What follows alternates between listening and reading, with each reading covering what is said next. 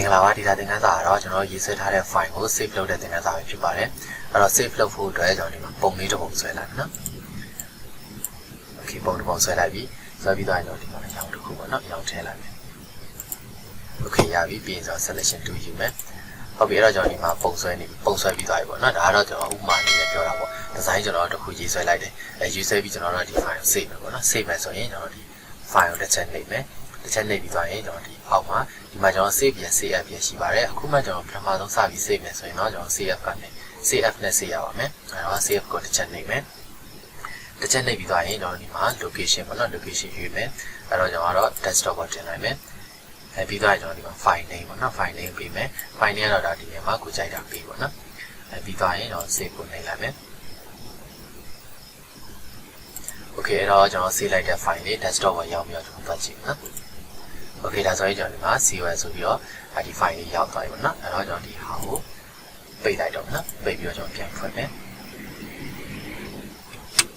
okay အဲ့တော့ InDesign software ကို double click နဲ့ပြီးပြန်ဖွင့်မယ် okay ဖွင့်လိုက်ပြီဆိုရင်ကျွန်တော်ဒီတိုင်းပေါ်မှာပေါ့ဒီတိုင်းပေါ်မယ်ဆိုရင်ကျွန်တော် save ထားတဲ့ file ကိုသွားပြီးဖွင့်ချင်တယ်ဆိုရင် open ကိုတစ်ချက်နှိပ်မယ် open ကျွန်တော်ဒီမှာလည်းတစ်ခုရှိတယ်ကျွန်တော် file ကနေဒီ open ပေါ့နော်သူ့ရဲ့ shortcut က control O ပေါ့ဒါတော့ကြိုက်တာနဲ့ပေါ့နော်အဲ့တော့ open ကိုတစ်ချက်နှိပ်မယ်နှိပ်ပြီးကျွန်တော် save ထားတဲ့ file ကလေးတစ်ချက်နှိပ်မယ်ပြီးရင် open နှိပ်လိုက်မယ် okay ဒါဆိုရင်ကျွန်တော် design ရေးဆွဲထားတဲ့နေရာကိုဒါတန်ပြီးတော့ရောက်တော့နော်ပြီးမှကျွန်တော်ထပ်ပြီးတော့ဒါတွေပြင်ဆင်ရပါမယ်နော် okay နောက်တစ်ခုကကျွန်တော်ဒီမှာ save နဲ့ save app နှစ်ခုရှိတာပေါ့နော်အဲ့ဒီ save နဲ့ save app ကကျွန်တော်ဘာကွာတာလဲဆိုတော့ save app ကကျွန်တော် file အသစ်ထပ်ဖြစ်သွားတာပေါ့ save ကကျွန်တော်အခုဆိုရင်ကျွန်တော် COS ဆိုတဲ့ file နာမည်လေးနဲ့ပေါ့နော်နာမည်လေးနဲ့ကျွန်တော်တစ်ခု save ပြီးသွားတယ်အဲ့တစ်ခု save ပြီးသွားကျွန်တော်ဒီမှာနောက်ထပ် design ပေါ့နော်ကျွန်တော်ထပ်ပြီးပုံဆွဲလိုက်မယ်နော် okay ကျွန်တော် wine ပုံဆွဲလိုက်ပြီး wine ပုံဆွဲပြီးတော့ကျွန်တော်တရားထည့်ပေးလိုက်ပြီးရင် selection 2ပြန်ထား okay ရပြီဒါဆိုရင်ကျွန်တော်ဒီ file ပေါ့ဒီ file ကို save မယ်ဆိုရင်ကျွန်တော် file ကနေ save နဲ့ save မယ် save နဲ့ save တယ်ဆိုရင်ကျွန်တော် file ကနောက်တစ်ခုထပ်ဖြစ်သွားတဲ့အတွက်ခုနကတော့ COS ဆိုတဲ့ file လေးရှိတယ်နောက်တဲ့ file တစ်ခုလည်းဖြစ်သွားတာပေါ့နော်အဲ့တော့ကျွန်တော်တို့ကဒီ design ဆွဲထားတဲ့ဟာကျွန်တော်ကဒီ update လုပ်လိုက်တာပေါ့နော်ပုံထပ်ဆွဲလိုက်တယ်ဆွဲပြီးတော့ကျွန်တော်ဒီနေရာနဲ့ save ထားခြင်းတယ်ဆိုရင်ကျွန်တော် file ကနေကျွန်တော်ဒီ save ပေါ့နော် save ကိုနှိပ်လိုက်ပြီးတော့ဒီကောင်ကိုပြန်ပိတ်လိုက်နော် okay ပိတ်လိုက်ပြီးကျွန်တော်ဒီ InDesign software ကိုပြန်ဖွင့်မယ်ပြီးရင် open ပြီးရင် open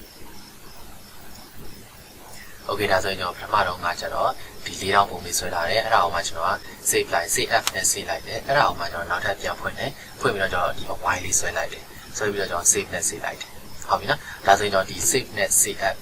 ကွာခြားတာလေးကိုနားလည်မယ်ထင်ပါတယ်အဲ့တော့ကျွန်တော်ဒီမှာနောက်တစ်ခုကဒီမှာတော့ဒီနောက်ထပ်ပုံတစ်ပုံပေါ့နော်ပုံတစ်ပုံကျွန်တော်ထပ်ဆွဲလိုက်မယ်အဲ့တော့ polygon ပေါ့နော် polygon ဆွဲလိုက်မယ်အဲ့တော့ polygon ကျွန်တော်အစိမ့်ပေးလိုက်နော် okay အစိမ့်ပေးလိုက်ပြီးပေးပြီးတော့ကျွန်တော်ဒီဟာကိုကျွန်တော် save app နဲ့ save ပြနော် save app နဲ့ save လိုက်တော့နောက်ထပ် file တစ်ခုဒီမှာ rename ပေးပါဆိုရင်ဒါပြောပြီအဲ့တော့ကျွန်တော်ဒီနေရာမှာတချို့တွေကဘယ်လိုမှားတတ်လဲဆိုတော့ကျွန်တော်ဒီ file တိုင်းပဲကျွန်တော် save လိုက်တယ်အဲ့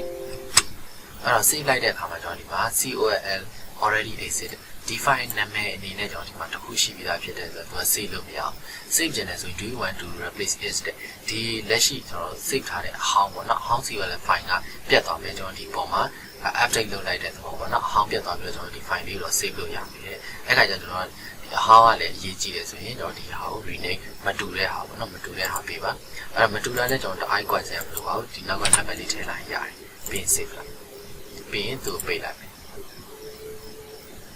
okay ဒါဆိုရင်ကျွန်တော်ဒီမှာ file နှစ်ခုရပါပြီအဲ့တော့ဒီအပေါ်က COL ကကျတော့ကျွန်တော်ဒီ wine ရဲ့၄တောင်နဲ့ဆွဲထားတယ်ဒီအောက်ကဟာကျတော့ကျွန်တော် save app နဲ့နောက်တစ်ခုထပ်စီလိုက်တာဖြစ်တဲ့အတွက် file နောက်တစ်ခုဖြစ်သွားတယ်အဲ့ဒီမှာကျတော့ wine ရဲ့ polygon လည်းပါသွားပြီပေါ့နော် polygon လည်းပါသွားပြီ၄တောင်လည်းပါသွားပြီဟုတ်ပြီနော် okay ဒါဆိုရင်တော့ကျွန်တော်ဒီ save သင်ခန်းစာကိုအားလုံးနားလည်မှထင်ပါတယ်